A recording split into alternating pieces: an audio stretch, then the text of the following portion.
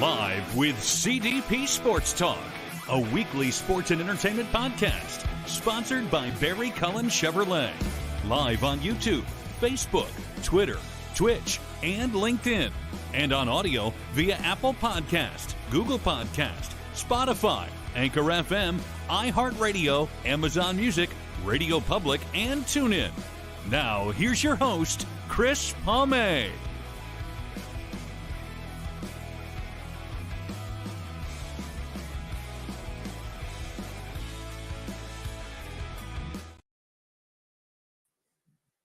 Good afternoon, everybody. Welcome to Season 8, Episode 15, overall 401 of Live with CDP Sports Talk, sponsored by Barry Cullen Chevrolet Dealership at 905 Woodlawn Road West in the Guelph Auto Mall. Check out barrycullen.com for the newest selection of new and pre-owned GM vehicles, or give them a call at 519-824-0210, or email them at info@barrycullen.com. As always, Live with CDP Sports Talk is on weeknights from 8 p.m. to 9 p.m. Eastern on radio station WQEE 99.1 FM in Noonan, Georgia, the home of Southern Talk and Sports. I hope everyone's doing well on this Thursday, May 30th, 2024, hard to believe. And I had to call an audible. As you guys know, in football, sometimes the quarterback has to change a play with an audible. One of my guests, unfortunately, wasn't able to come on today. So I was able to find one of the best pinch hitters in all of the National Lacrosse League, and from Coolbet Canada. This is his record 9th time on Live with CDP Sports Talk, and his name is Pat Gregoire. He's with Coolbet Canada, and he's also an analyst with the National Lacrosse League's Halifax Thunderbirds, and he has been on the TSN Game of the Week with John Abbott and Ashley Docking, and this past finals with Brianne Foley as well. And looking forward to having my guest on today, Pat, and we're going to talk about the 23-24 National Lacrosse League season and the finals between Buffalo and Albany. Good afternoon, Pat. How you doing?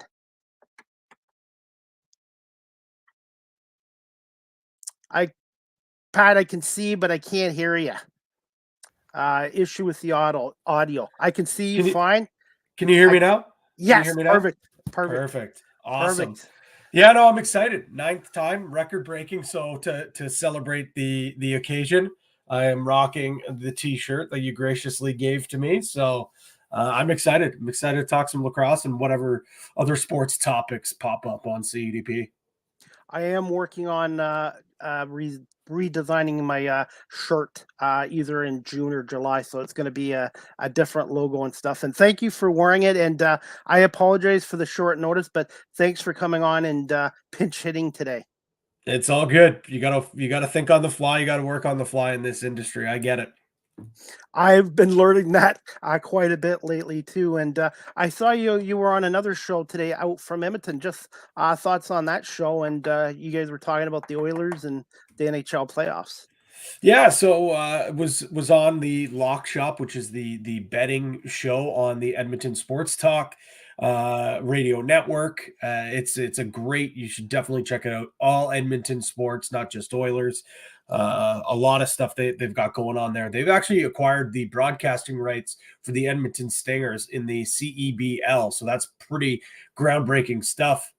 Dustin Nielsen is the kind of the leader of that group. He was working with TSN out in Edmonton, and obviously, as you know, a lot of the stations down here in Canada have been shutting down. So once that station shut down, Dusty and some of the other folks from TSN Radio in Edmonton decided to start their own network, and it's been a great success. Coolbet's a big partner of the morning show, the Nielsen Show, with Dustin Nielsen, but also, like I mentioned, the betting show, which is called the Lock Shop. We've got the Oil Stream, which is the pregame show. A lot of great content. Some really, really good people going on there, some really knowledgeable people in the industry, talking all things Edmonton sports, but obviously right now it's all Oilers with them in the Western Conference Finals. Yeah, I'll give you before we get to the National Lacrosse League. My predictions: I've got Dallas winning that in 7, and I've got Florida and the Rangers going 7. I see both series going 7 games, and I know they could be toss-ups too. Yeah, it's really a coin flip with both of them. I think we truly got the best 4 teams in the National Hockey. I tend to agree. I think I've got Dallas in 7. And I mean, I want to say Florida in 7, but Igor Shesterkin in between the pipes for the Rangers certainly leads me to believe that they have a chance. But any combination of the 4 in the finals, Chris, would not surprise me. I think it's going to be a great finals, regardless of who it is.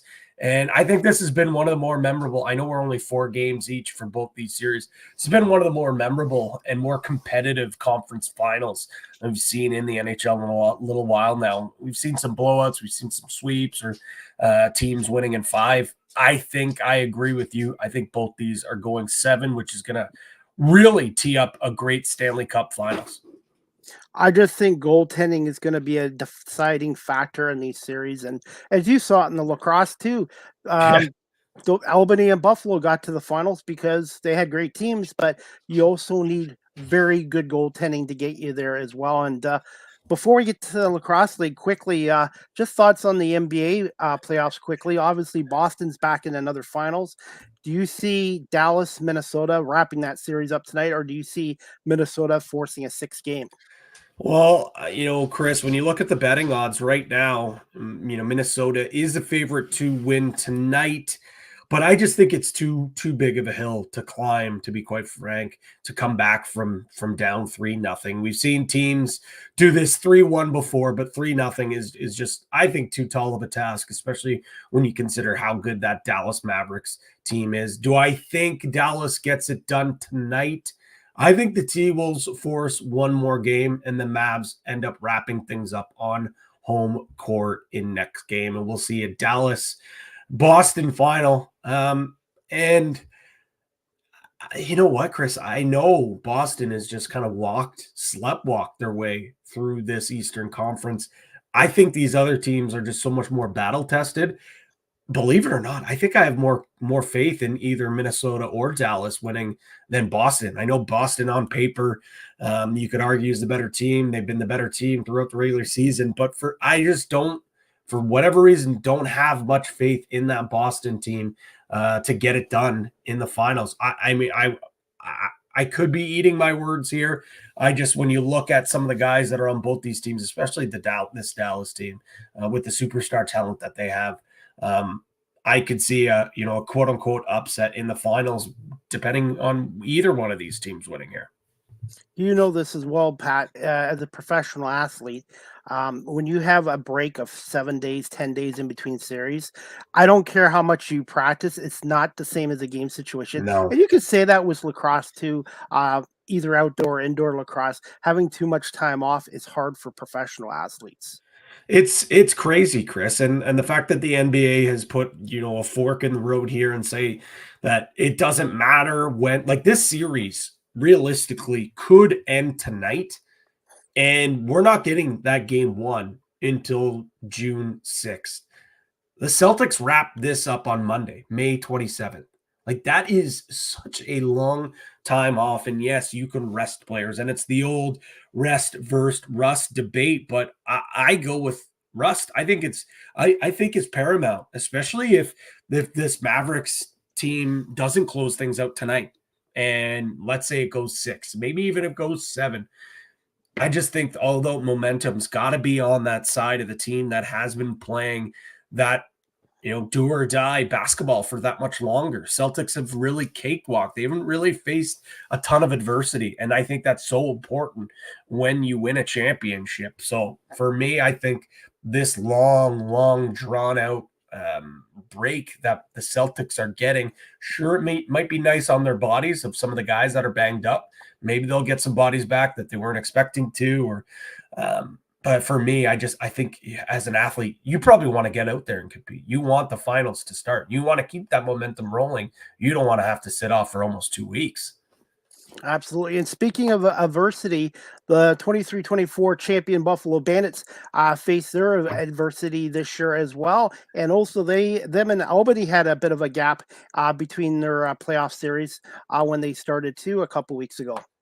Yeah, what a great finals it was, Chris. I really think that we ultimately saw the best team in the NLL win, and believe it or not, Buffalo was a 5-6 team at some point during the regular season. But that belief in that locker room, they felt that all they needed to do was get into the postseason. There's a lot of things going on with that Buffalo team. A lot of injuries on the back end, a lot of young players playing in positions, much bigger roles that they've never played before.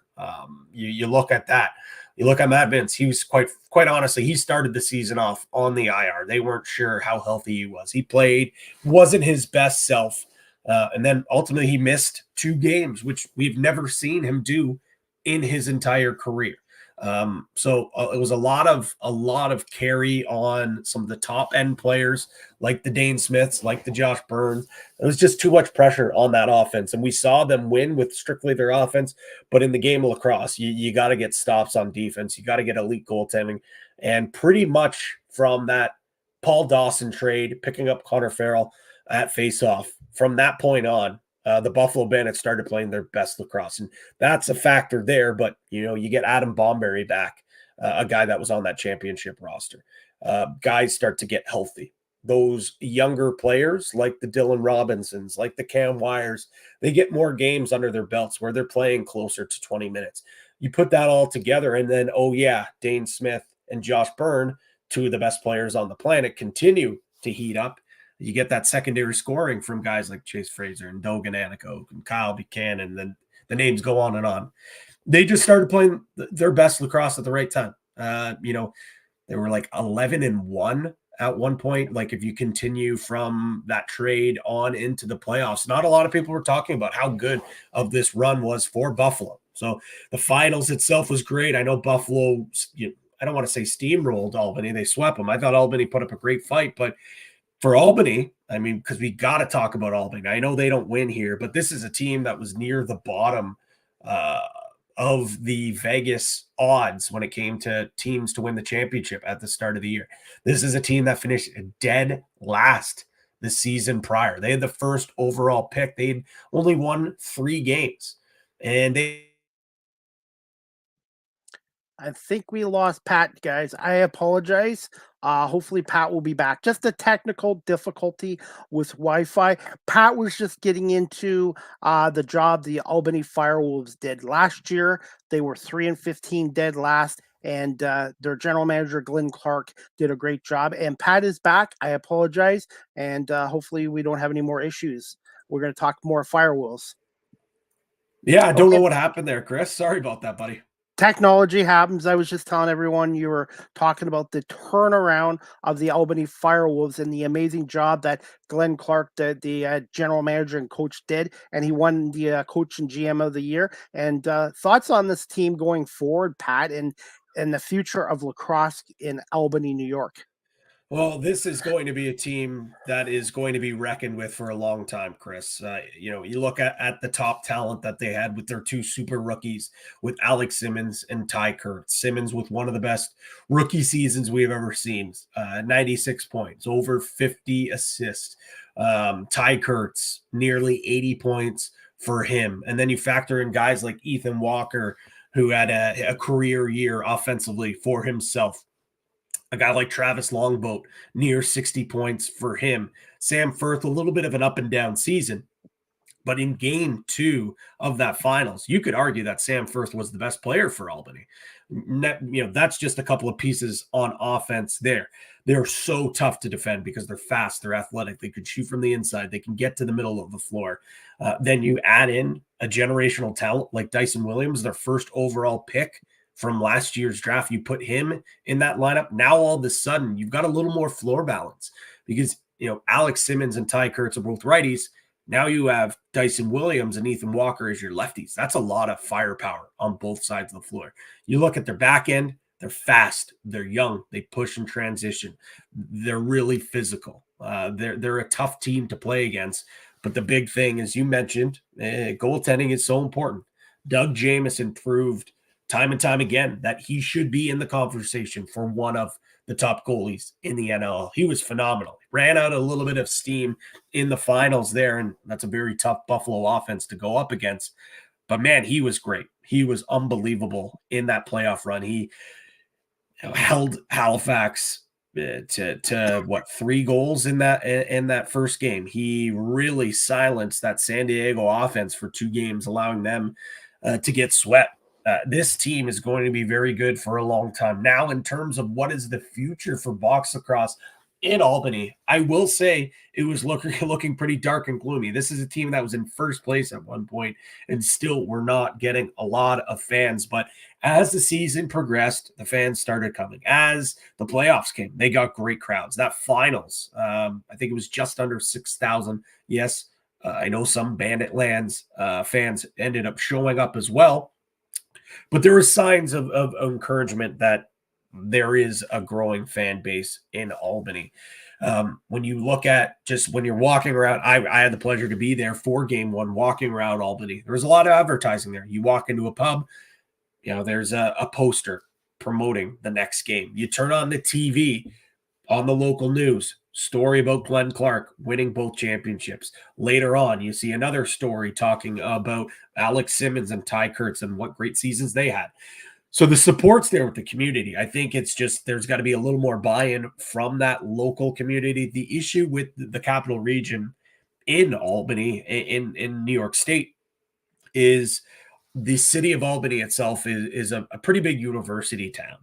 There's not a lot of working class or families that live inside the actual downtown core of Albany. It's a lot of the surrounding areas. So how do you get those families that do play lacrosse? Because it is a lacrosse hotbed in that area. How do you get those folks, to make the drive in town? How do you convince the students to come out? So they're well on their way. I think a great season like last year certainly helps their cause. They've got guys living in markets, going, teaching the game of lacrosse to schools, making media appearances. So I think it's not as dark and gloomy as it possibly will. I know ownership feels a lot better about it. We'll see how it starts next year. If it is another great season on the floor and they're only consistently bringing in like 4,000 or 5,000 fans, maybe you start thinking of relocation. This would be a team that a lot of potential suitors would want to buy, because look at the roster. You can bring a championship team to a new area. That would be phenomenal. But I know this ownership group really does not want to sell the team. They love what they have. They have faith in the Albany area. So I would definitely say there's at least another year of Albany lacrosse, maybe another 2. But if things don't turn around and continue to trend like we saw near the end of the year, then yeah, I think those conversations are going to be had. I know there was a lot of rumors of potential relocation to maybe a team or an area like Montreal. I think those have been put on hold just due to the fact that what a great season they had on the floor. But as the season progressed, it got a lot better in the stands as well. Well, and one thing, Pat, if you continually as a league have teams relocate, it is very hard to grow as a league long term. And I really think hopefully another year with this team, I think they're going to be a contender next year. They can market the team. Winning usually sells tickets, and I just think long term for this league to be successful, they need to be in markets and not relocate as well. And before we get to the New York Riptide and why you think they failed in New York, I wanted to ask you about the job that Glenn Clark did as head coach and general manager of the Firewolves this year. Phenomenal. Outstanding. I think there was no question that he should have won general manager and coach of the year. When you look at the job he did, it was great. Yeah, there is some debate, like when you talk about GM of the year, a lot of the work that he did was previously the year before. So, okay, yeah, should he have won GM of the year? Well, I think it's a body work. But he also, goes out, gets Travis Longboat. He also goes out, picks up Nathan Grennan out of training camp, free agent after he got cut from Panther City. You go out, you pick up a guy like John Wagner at the deadline. He was phenomenal for this group. I believe Sam Firth a trade this? Yes, it was. It was a trade in the offseason. So you go out and get Sam Firth from the Las Vegas Desert Dogs. So that allows you to bulk up your left side. So from a GM standpoint, I think the body of work, whether you look at this year or the draft leading into last year, okay, it's there. But when you look at what he was able to do, because it doesn't matter how good Alex Simmons was coming in and Ty Kurtz was coming in. You look at all the power rankings across all the experts, they had this team missing the playoffs. They had this team for sure missing the playoffs. They had these guys buying in, and they looked so coachable out there. It didn't matter who scored a goal, Chris. They were just excited that their team scored. There was a complete buy-in. And when there's buy-in, that has to start at the top. And that starts with Glenn Clark. You look at the defensive side of the ball, what they were able to do, because on paper, you look at that defense. I love the defense. I know a lot of these guys from, coaching in junior. So I'm a big fan of them. But when you look at the team on paper compared to some of the other defenses across the league, like a Buffalo, like a Toronto, on paper, it doesn't stack up. But when you look at the numbers, it certainly does. So what he was able to do with that group was remarkable. He got as much as he possibly could with that group. And it just goes to show the character of the group. And again, everything starts at the top, and it starts.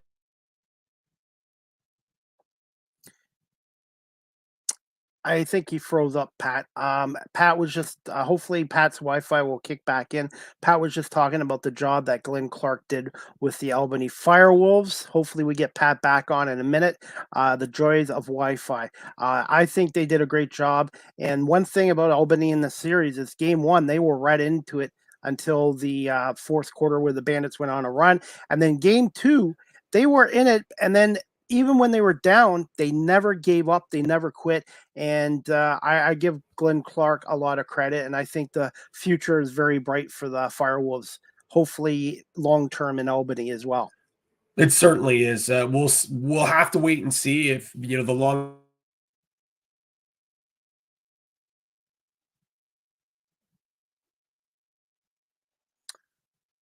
Again, guys, I apologize. It's just a technical difficulty with the Wi-Fi. Hopefully we get Pat back in. We're just talking about the Firewolves season, and I think Pat's back. Can you hear me okay, Pat?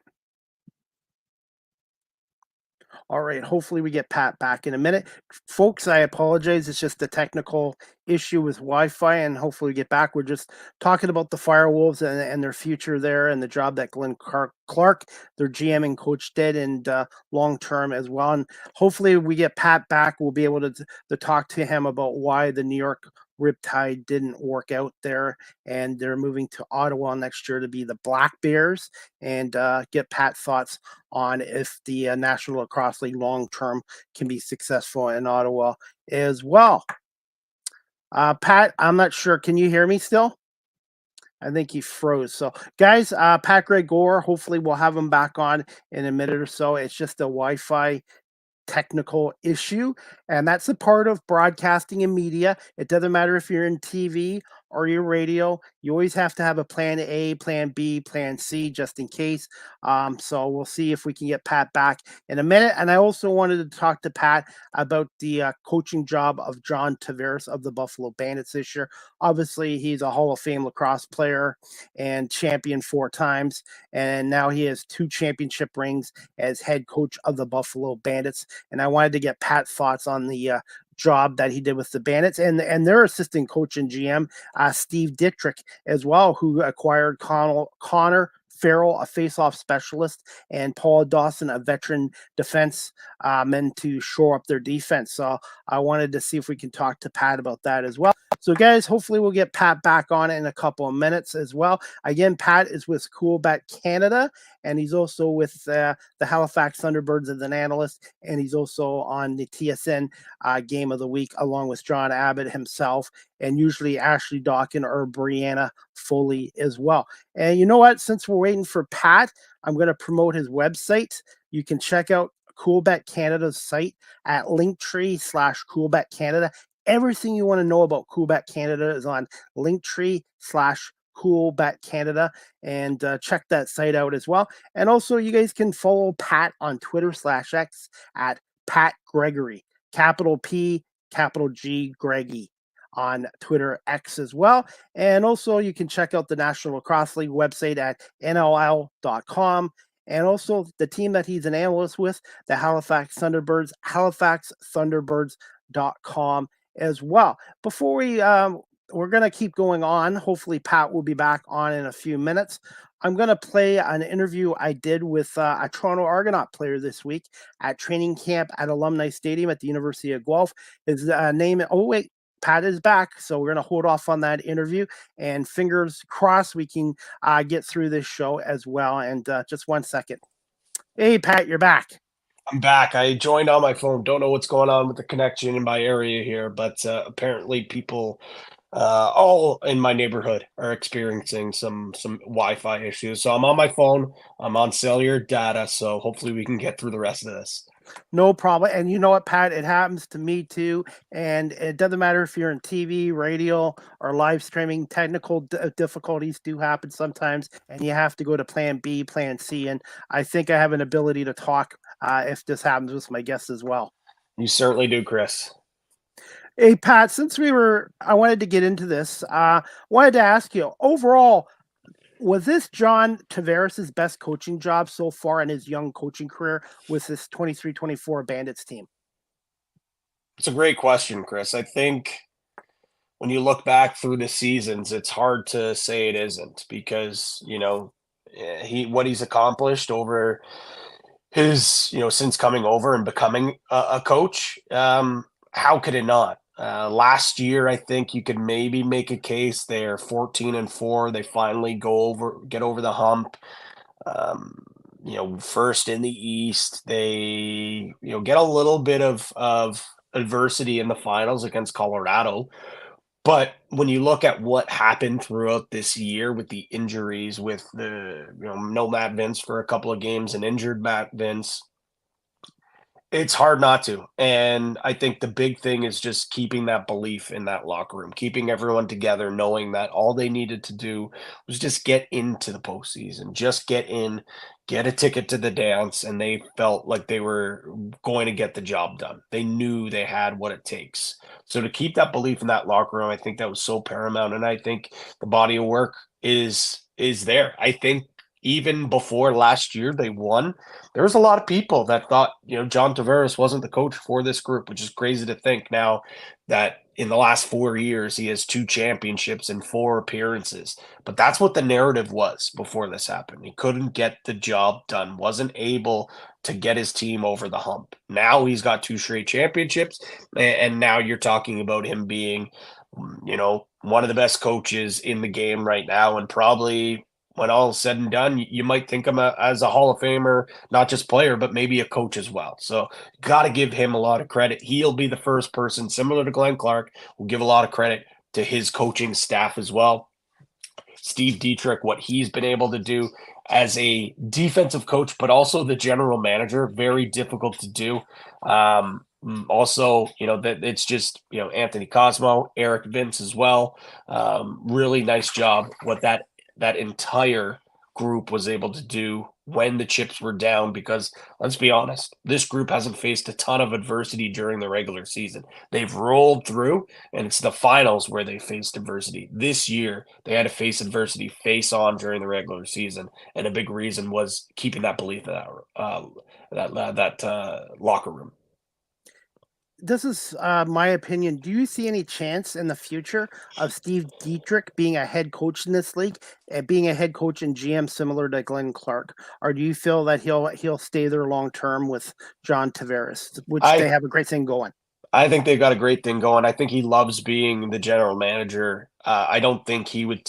I'd be shocked to see him take a head coaching and GM job elsewhere. He's got a great thing, and he believes in JT. He believes in this group. He's built this team up, right? So it'd be tough for him to walk away from this group just because he's going to be a head coach. Like I know JT is the leader on this group, but because Dietrich is also a general manager, like he has a lot of responsibilities with this group as well. The only way I could see him being a head coach is if John Tavares decides to walk away, and maybe he would hire himself as the head coach. That's really the only way I could see it happening. I brought this up in the post game with John Tavares. I said, I know people in Buffalo don't want to hear this, but I see similarities between this franchise and the Brady Belichick era of the 20 years. Is because this team is successful and they have so many stars, but you guys have a thing called the Bandit Way, which is like the Patriot Way, and you got guys, superstar players, but everybody it's about the team, and that's what I see similar to this and the Patriots dynasty is it's about the team concept first. 100%. There is a lot of parallels. Instead of Tom Brady, I think you have Dane Smith and Josh Byrne put together. And I know it's apples to oranges when you're comparing football to lacrosse.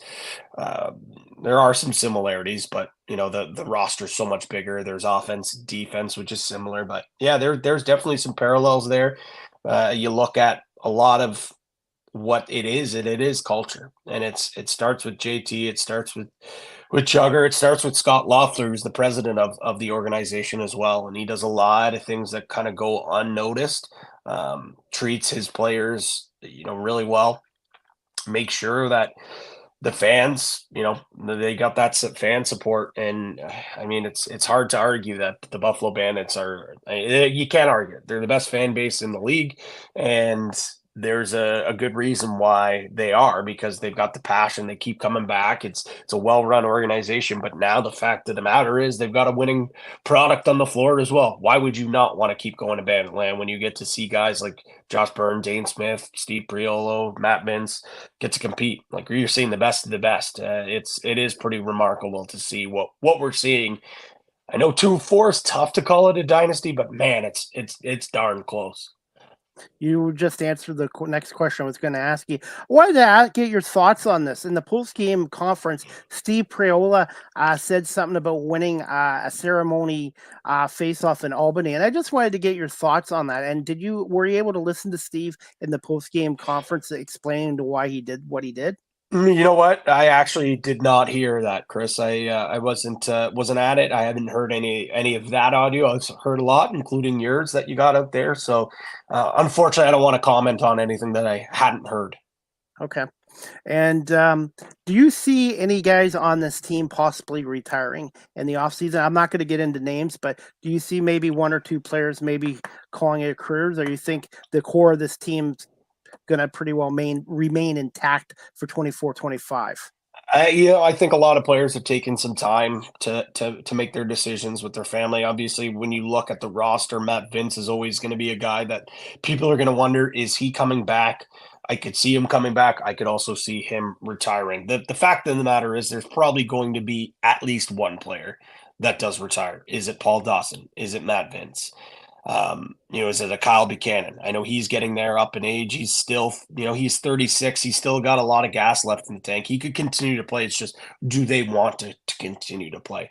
I think winning another championship here, getting 3 in a row is enticing.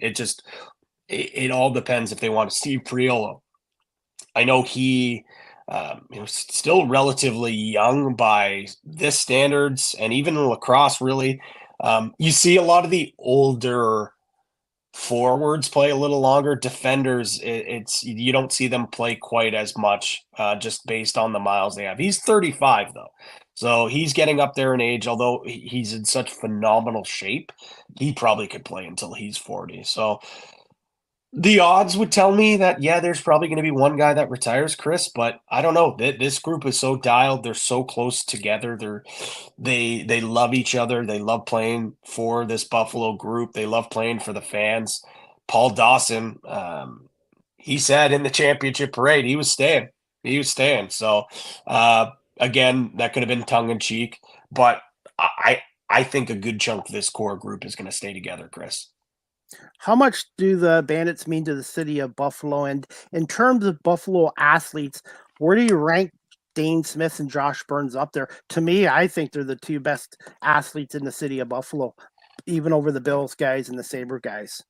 Yeah, it's hard not to have them. Well, I'll answer the first one. What do the Buffalo Bandits mean to the city of Buffalo? They are, a fabric of the city.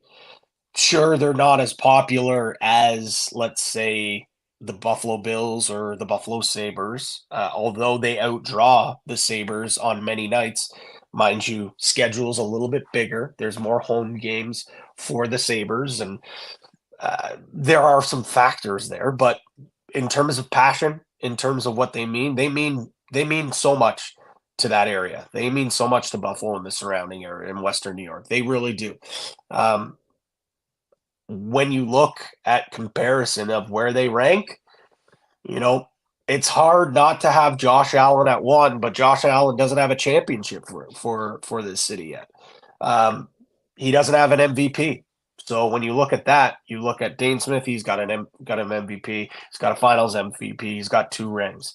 Josh Burns got 2 rings. He's got a Finals MVP and now an MVP as well. So they've accomplished more than Josh Allen. When you look at just the popularity of football, you probably have to give the nod to Josh Allen. But when you look at what they do in their craft and take it away, the impact that they have on the game that they play, and don't compare by sport and by followers or viewers or whatever it is, yeah, you have to put those 2 guys above Josh Allen.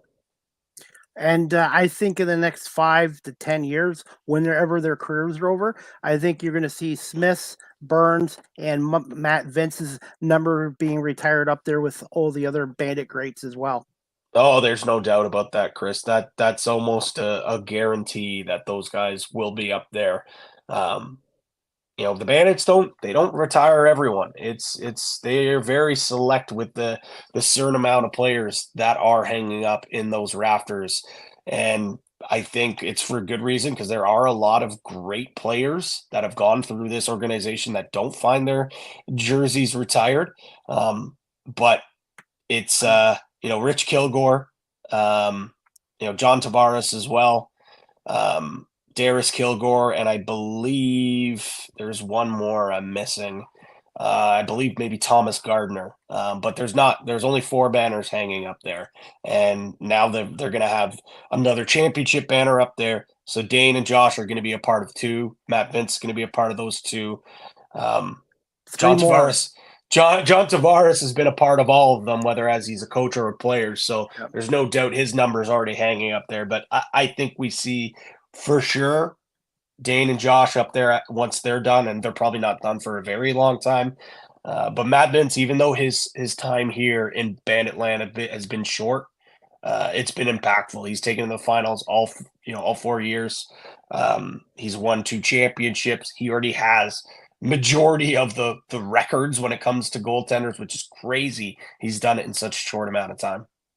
In terms of all-time great lacrosse goalies, Pat, and you've been watching and following the sport more than me, where do you rank Matt Vince up there with the all-time greats in the National Lacrosse League and the game of lacrosse? He's number 1. He's got to be number 1. Dallas Eliuk, I know he's a great goalie, and it's hard to compare goalies in different eras, because Dallas Eliuk was it's such an athletic goalie, small gear, was playing in a completely different era. Bob Watson, a little bit after that. So it's tough. Like Eliuk's the first of that era probably is by far the best. Bob Watson of that era is the best of his era. Matt Vince is the best of his era. But when you compare championships, wins, and longevity also goes in that. They also played longer seasons than they did back there. So the debate's there, but when you look at it for face value, Matt Vince is not only the best goalie of all time, he might be one of the best players of all time. But that's no knock against Dallas Eliuk and Bob Watson for what they accomplished in theirs. They're right up there too. And I think you can make an argument for all 3 of the goalies. But when you look at the rings, when you look at the records, it's hard not to put Matt Vince up there. Hey, Pat, do you have 5 more minutes? I do, Chris. Okay, got to talk to you about the Toronto Rock. They sort of remind me of the Toronto Maple Leafs. Great regular seasons, great roster, good coaching, set to win, and they just can't get over that playoff hump. And I just wanted to get your thoughts on Matt Sawyer, if he'll be back, you think, next year, and if they have to, what do they need to do to get over this hump that's called the Buffalo Bandits? I think just try to avoid playing the Bandits in the postseason. Like, I think if Georgia And I think not enough people talk about that. Like the Buffalo Bandits were one goal away in One that first shot, round. one One shot. one goal post, really. Yeah. So I don't think enough people talk about that. I think if Georgia wins, and I'm not discrediting Georgia, they're a great team. They're going to be back next year. They're probably going to be a top team. But I think Toronto probably gets through Georgia. It's just this mental hurdle that they can't get over Buffalo. Buffalo just matches up so well against them. The shooters have such a hard time against that defense and against Matt Vince. In terms of what Toronto can do, and you mentioned that they remind you of the Toronto Maple Leafs. I Yep. think it's worse than the Toronto Maple Leafs, Chris, because when have the Toronto Maple Leafs won the President's Trophy over the last few years and choke in the first round or the second round? Like, this Toronto team had the best regular season in their entire franchise's history. And this 15 is 3. 15-3, 3 losses, 2 of them against Buffalo. So the writing was kind of on the wall there. But I think it's worse than Toronto because, yeah, like Toronto hasn't even won the Atlantic Division. This Toronto team is time and time again a top 3, a top 2, and this year a top 1 seed, and they haven't been able to get over the hump. They've changed things year after year. They brought in Mark Matthews this year. They brought in Corey Small last year. They bring in Chris Boucher this year. They bulk up their defense year after year. Their defense, Nick Rose. I think this is the first year that you could probably say Nick Rose played some of his best playoff action in his career. I think in years past, you could say that wasn't the best that we saw of Nick Rose. And it all comes down to that run at the end of the game. 6 goals, and you could feel it in that building that run was coming. Something's got to give. I don't know what it is. I don't know if they got to get faster on the offensive side of the ball.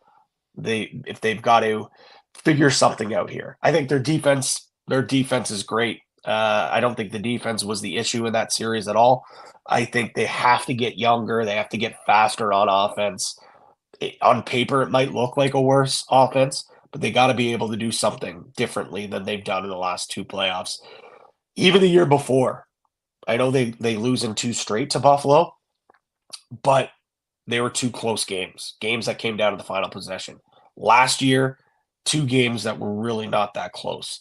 This year, 1 game that was a blowout, and then a game where they were pretty much handled Buffalo. They looked really good for 3 straight quarters. And then once push came to shove, Buffalo showed up and they had no answer for them. Something's got to give. I don't know if it's Matt Sawyer. I truly don't see that happening. I wouldn't be surprised. Maybe it's a shakeup in the staff. Maybe they switch up their assistant coaches. I don't know. I know that Matt Sawyer's got a great relationship with Jamie Dowek, but Jamie just, he's done so much for this group, this organization, for the game, really. I think there has to be some sort of change, and I'm looking more at the offense because that defense year after year is one of the best defenses. They've got some of the best players. Maybe it's adding better depth pieces on the back end. One thing I will say is, they haven't drafted all that well, and it's not because picks haven't turned out. They just always traded away a lot of top end picks to try to get other players. And maybe this year with their first time picking, in the top 2 since they drafted Challen Rogers, maybe that will help getting a young, talented piece, although this isn't the best draft that we've seen in recent years, but maybe you can get a cornerstone piece on that offense, get a lefty, maybe upgrade your right side. I don't know what it is, Chris. I don't have the answers. I think if they had the answers, they would have done it already, but something's got to give, and maybe it is the head coach. I like Matt Sawyer. I think he's done a great job with this group, but maybe they just need a different voice in that locker room. Unfortunately, you can't fire 20 players. It's usually the coach. So we'll see what happens there. By the way, Pat, there's 2 other teams that you got to wonder about next year too that have had very good teams but haven't got it done in the playoffs. And quickly, just thoughts on San Diego and Halifax, a team that you know very well. Let's start with Halifax because, again, you mentioned I know them really well. I think age is a concern for them, and I'm not saying like that they need to get younger necessarily, but I think if they do want to get over the hump, they got to start thinking about the future because Ryan Benesh, despite it being one of his best seasons in his career, and this is a guy that has been playing for a very very long time. It was his 17th season, and it was, by his standards, I think his third best point scoring season. He's 39 years old. How much longer can he play? He's got a young family. He's got to start thinking of that. Cody Jamieson is getting, long in the tooth as well. How many more years does he have? So you have some young pieces, like a guy like Clark Peterson had over 100 points the first time in his career. Is it time you hand the keys over to him? Randy Stotts obviously is a great player as well, a team that you can build around, but he's struggled to stay healthy. So, if this is Clark Peterson's team, you got to start building around him. I think there has to be some sort of change. I think the change will kind of be forced because I do see a guy like Ryan Badesh retiring. So you got to address your left side. I think Cody Jamieson comes back for another year. I really do believe that. He's playing in the summer with Six Nations this year. Maybe if they win a Mann Cup, maybe that's his swan song. Plays for the Haudenosaunees in the Worlds, and maybe he does hang it up. Wouldn't be surprised with that. But age is the concern for me. They're getting older. I think some players are going to make their decisions. I like the way their back end looks.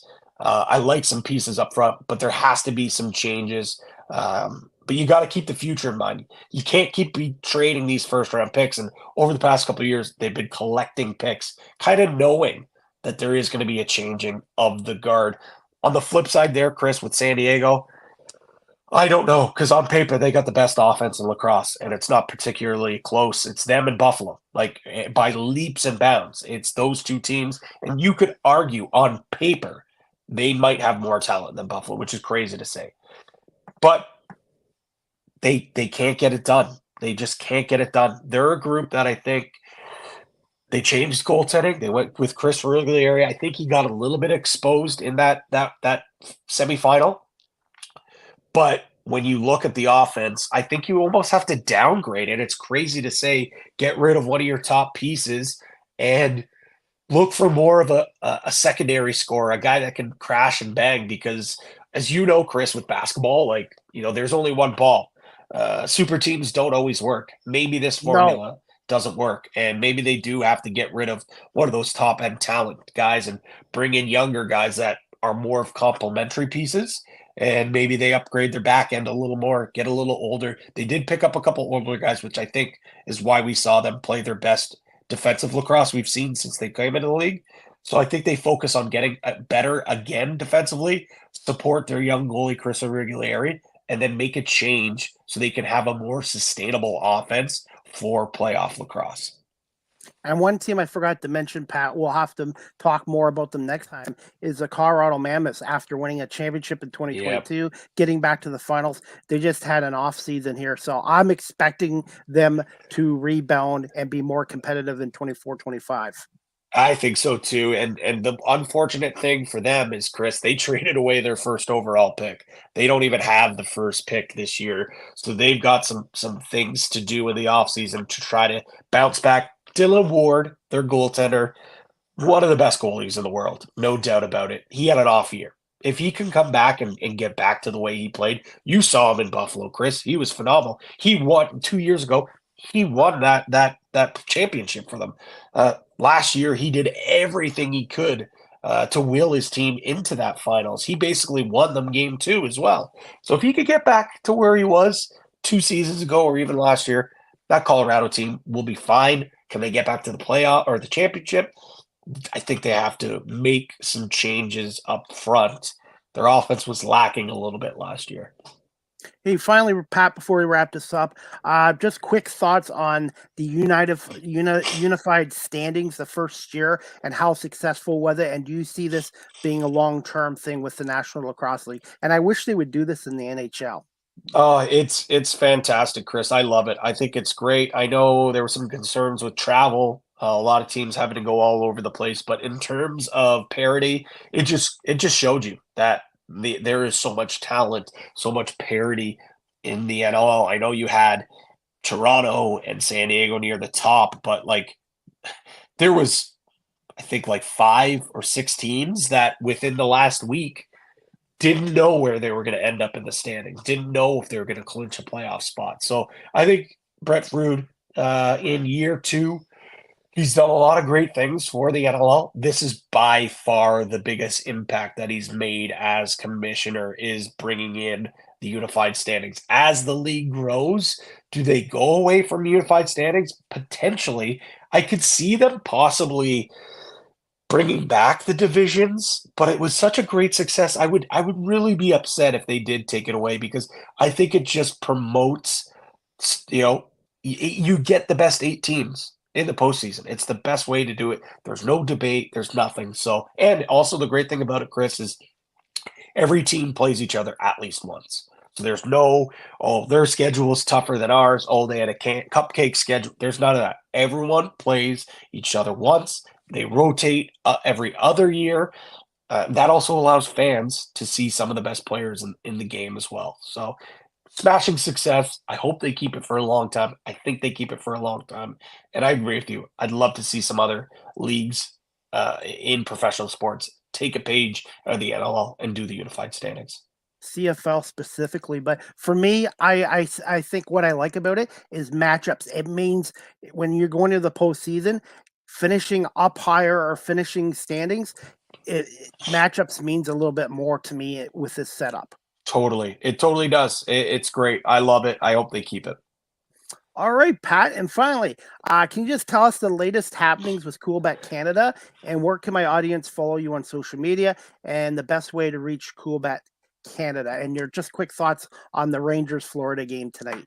Yeah, so check us out, coolbet.com. If you're on social media, give us a follow at Coolbet Canada. Lots going on, obviously, with NHL and NBA playoffs. Also, if you're a golf fan, which I'm a huge fan of golf, Canadian Open this week. So I'm actually going to be live on location at Hamilton Golf and Country Club tomorrow. So give me a follow at P. Greggy on X or Twitter, at P. Greggy on Instagram. Also, again, follow our socials at Coolbet Canada. We're going to be doing some content out on in Hamilton for the Canadian Open tomorrow, probably all weekend long. If it's not myself, it'll be some of the other Coolbet folks there. And in terms of thoughts for tonight's game, Chris, this series, you said it, could be a coin flip, could be either way. I think, me personally, though, I'm going to We'll keep on the betting theme. I think it's going to be a low-scoring game. I don't know who's going to win, but I think goaltending has just been so key in this series. I'm going to go under 5.5 goals. I think we see both goaltenders put on a performance. What are the odds of another overtime game? Oh, geez. I think it's like plus 375. It's 4-1 almost, which, you'd think would be crazier, but that's just how close these two teams are. It's almost expected at this point. And next time I get you on, Pat, I would like to do a show on the Premier Lacrosse League because I don't know much about that league. I know it's outdoor lacrosse, but in the future when you come back on, I would like to talk a little more about it because their season's starting up June 1st, I believe, this weekend. Yeah, this weekend in Albany. I'll be totally honest, Chris. I don't follow the PLL quite as closely. I still do. I still follow. There's a lot of guys in the NLL that play in that league. I played field lacrosse when I was down at school, so I love field lacrosse as well. Box, obviously, is my first love, though, so we could definitely talk PLL. I'd also love to talk about some summer box lacrosse as well, Chris, with major series lacrosse, some great players playing in that league. The Western Lacrosse Association, the Man Cup will be coming up at the in September. And Chris, something for you to be aware of: the World Lacrosse Championships in Utica, New York, in September. For the first time, it's going to be men's and women's competing at the same venue. Going to be a lot of fun. Team Canada, obviously the heavy favorite, but the Haudenosaunees and Team USA also have a really, really strong group. That's something that if you could make the drive to Utica, man, do some media coverage, I would certainly be reaching out, seeing if you could do that, because it's going to be awesome. Absolutely. Hey, Pat, I want to say thank you for giving me over 50 minutes of your time today. I want you to save your voice for tomorrow, and I definitely would like to have you come back on again. And since you're a Notre Dame fan, they won the outdoor lacrosse championship at Lincoln Financial Field this year. They did. And I've got one of my friends who never liked lacrosse. He's now into the game of lacrosse because he started watching it and he really likes it. Oh, that's awesome. I love hearing that. I said it, once you watch it, you'll be hooked. And huge win for Notre Dame lacrosse. Jordan Faison, though, midfielder for this Notre Dame lacrosse team. He also is a wide receiver for the football team. Pretty impressive. So look out for Jordan Faison next year. He was a freshman. He's going to be a big impact player for the Fighting Irish football team this fall. All right, Pat. Well, I'm going to let you go, but I hope you have a great night. Enjoy the Stanley Cup playoffs and the golf. I haven't golfed since 1994, so I am not a very good golfer, but enjoy the RBC in Hamilton, and we'll definitely talk to you soon again. And thank you for pinch hitting today, Pat. Anytime. It's a pleasure, Chris. Keep grinding, keep doing great work. It's awesome to see where you've come from the first time I came on this program to now. So keep at it, man. I'm super proud of you, and I'm pleased to call you a friend as well. All right. Well, thank you so much, Pat, and we'll talk to you soon. Have a good night, buddy. Yeah, you too, buddy.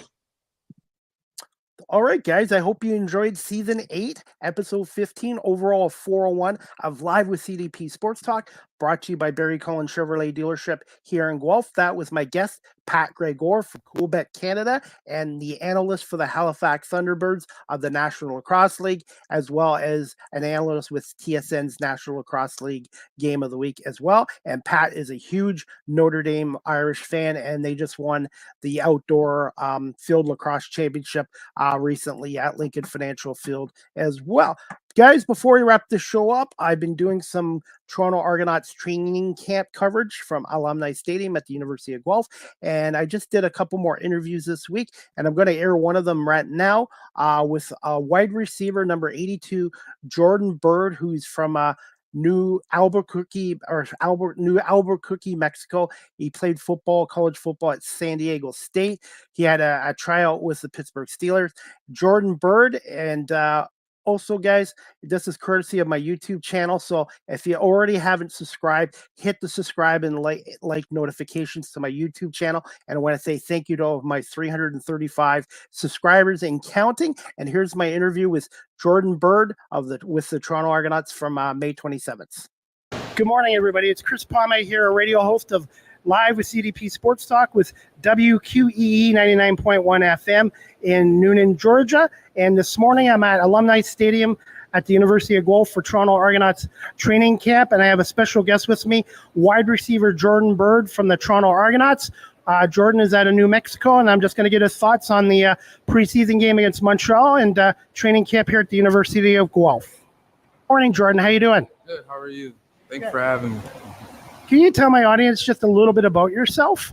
Okay. Well, I'm from Albuquerque, New Mexico. I played football at San Diego State. Played there all 5 years. I was a running back at the time. Then I ended up going to the league, playing for the Steelers through the preseason. They moved me to wide out, and then end up signing here and decided to be on the team. Decided to help them out for sure.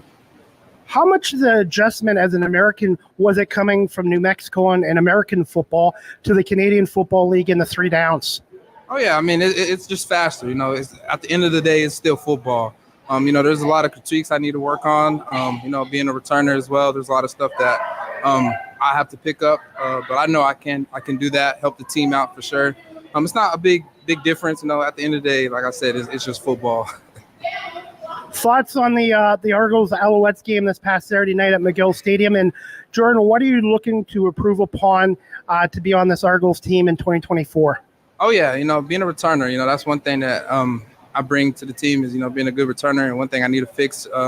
There's a lot of things out there that are different than American football than it is here, so there's a lot of things that I can fix myself in practice. Talk to the coaches, watching film and stuff like that. Just having fun at the end of the day too. Football is football, and I'm excited to play it again. Thoughts on the Toronto Argonauts organization and training camp here so far at the University of Guelph and the facilities here? Oh, it's awesome, man. It's a privilege to come out here and be on the team with the Argos. It's a nice facility we're at in Guelph. Excited to be in Canada playing with the Argos, and excited to be around the guys and the coaches. Really good team, great team. Is there a story behind your number? No, not my number. Yeah, it's just what I got for right now. And what's been your favorite football moment so far in your career? Being a returner, that's not an easy job. Going back there, catching the ball while 11, well, now 12 dudes are running after you. Just showing that you got talent out there. The team trusts you with the ball in your hands, and that's one thing I love, is just being back there, catching punts and trying to return them every time. Who are some of your early football influences and mentors in your career so far? Oh, yeah, I would say Tariq Hill. We're almost about the same size. He's a little bit bigger than me, but, seeing that guy run around the field, that's a good inspirational for me. He's about the same size as me, so it's exciting to watch somebody my size do that on that big of a platform. What's one word to describe yourself as a football player for the Argo fan base? I'd say unique. I'm not the biggest guy, but I'll bring the hammer. So, what's a football fun fact about Jordan Bird?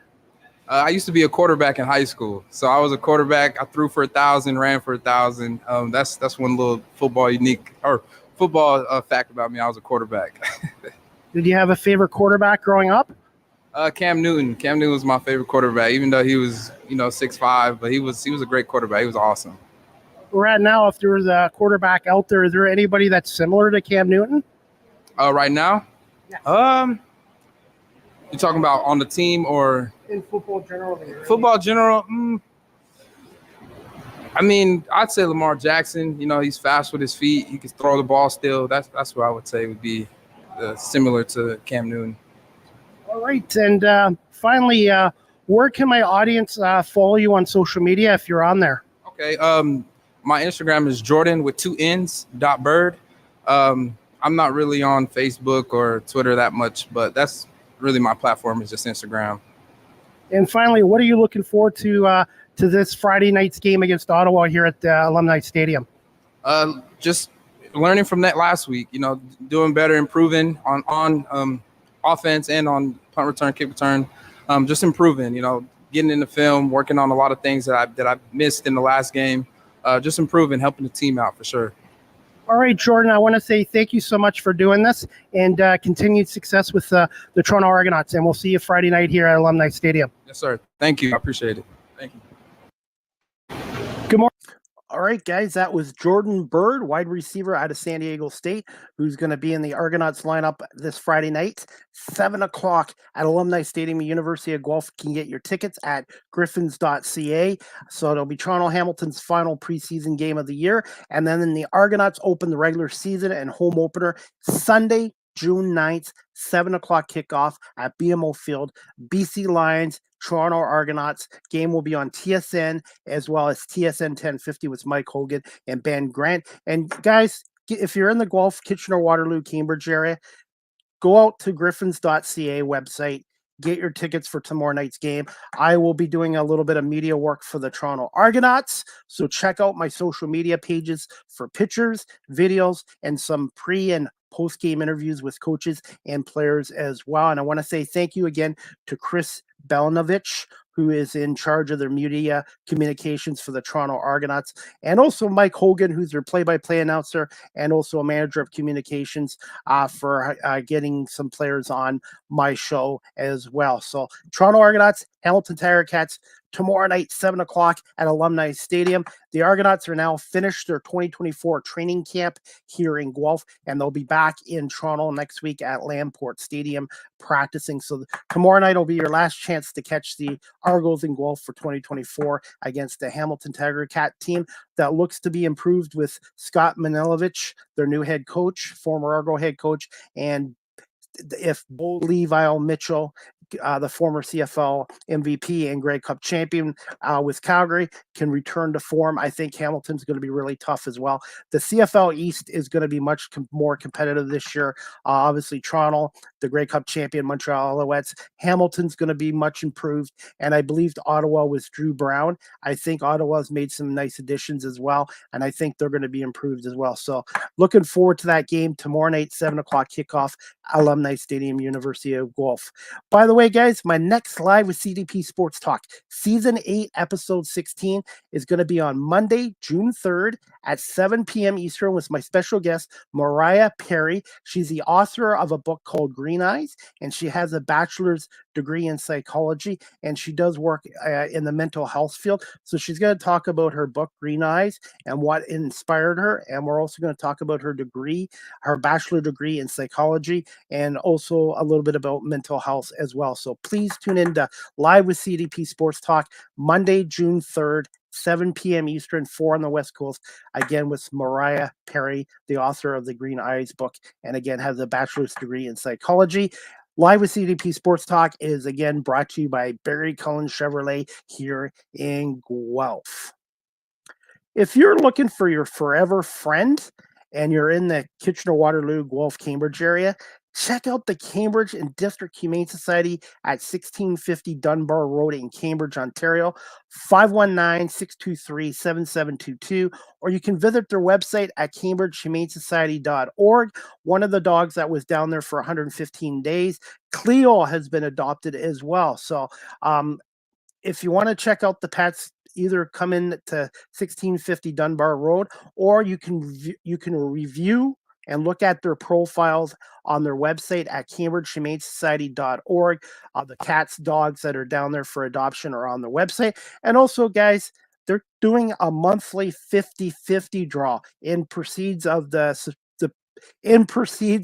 programs at the Cambridge District Humane Society. You can get their 50-50 tickets on their website at cambridgehumanesociety.org, or you can go down to the office at 1650 Dunbar Road, and they will be happy to get your tickets there as well. Please help out with their 50-50 draw as well. And also, if you're ever looking to volunteer at the Cambridge District Humane Society, go through their website as well, like I did. And I really enjoy helping out once or twice a week with the dogs too. Live with CDP Sports Talk, again, is a weekly sports and also entertainment talk show hosted by Chris Palma. Yours truly is on weeknights from 8 p.m. to 9 p.m. Eastern on WQEE 99.1 FM, The Key, the home of Southern sports and talk, the heartbeat of Atlanta. Our radio station's website is wqeefm.radio12345.com. Live with CDP Sports Talk, again, is live streamed on these platforms: YouTube, Facebook, Twitter /X, Twitch, LinkedIn, and now available on Instagram. Follow me there at Chris Palme on Instagram. And I want to say thank you to my 967 followers there. And also, guys, again, I am on Cameo.com. If you're looking for a personalized video, birthday wishes, pep talk, you want to ask me questions about sports or my radio show, anything you want, please type in Cameo.com and type in Chris Palme, and I'll do my very best to give you a great personalized video. The proceeds from my videos will go to my radio and media work as well. So again, check me out on Cameo.com. Also, I have my own website. Check out beacons.ai/Chris D. Palme, all my social media websites, and all my previous content, digital content, and previous radio shows are on beacons.ai/Chris D. Palme. And remember to hit the subscribe notification to my website. Live with CDP Sports Talk, again, is sponsored by Barry Cullen Chevrolet Dealership at 905 Woodlawn Road West in the Guelph Auto Mall. Check out barrycullen.com for the newest selection of new and pre-owned GM vehicles, or give them a call at 519-824-0210, or email the dealership at info@barrycullen.com.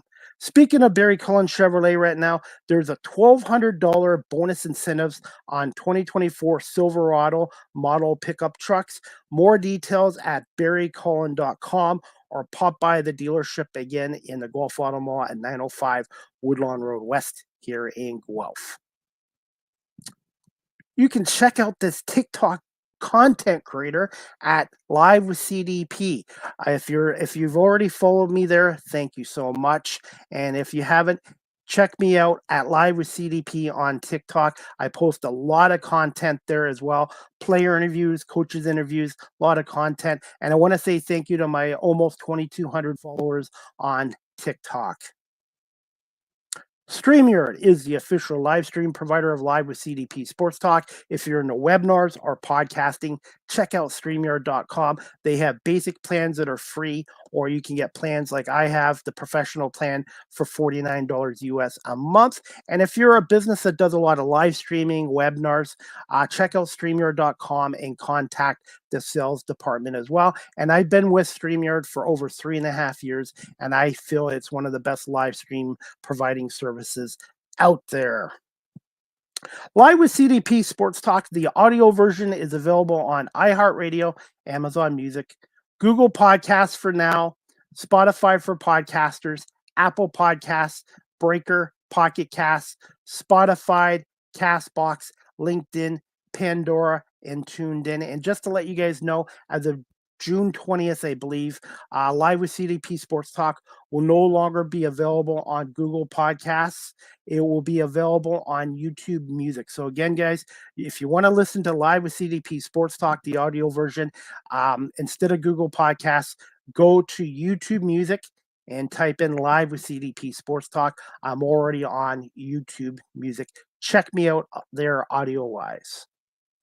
Finally, you guys can email or text Live with CDP Sports Talk at cpalme19@gmail.com, or you can text the show at 519-820-7188. Any comments, questions, suggestions, any feedback would be greatly appreciated. And finally, before we wrap up this show, guys, we've got some NBA basketball tonight. The Dallas Mavericks up 3-1 over Minnesota are taking on the Timberwolves in Game 5 in Minnesota. Can Minnesota win again and force a Game 6 in Dallas?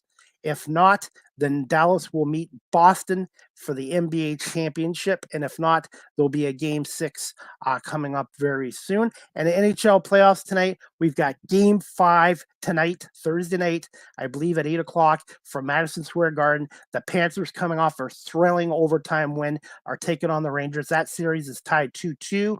And I believe the last couple games have gone to overtime. I expect another close, low-scoring game tonight, and I expect maybe another overtime game as well. So we'll see what happens there. But I really think in the series, I think Dallas is going to beat Edmonton in 7 games. That series is tied 2-2, but I really think Dallas is going to win that in 7. And Florida, the Rangers, is tied 2-2 right now. I still think Florida in a long series is going to win that as well. So we'll see what happens there. And as for the Premier Lacrosse League, guys, if you want to look into that, it's outdoor lacrosse. It's called premierlacrosseleague.com is their website. They got a couple games this weekend on June 1st, Utah at Philadelphia and Boston at New York as well. Again, I want to say thank you to my guest, Pat Gregoire from Coolbet Canada and a National Lacrosse League analyst, for coming on here today.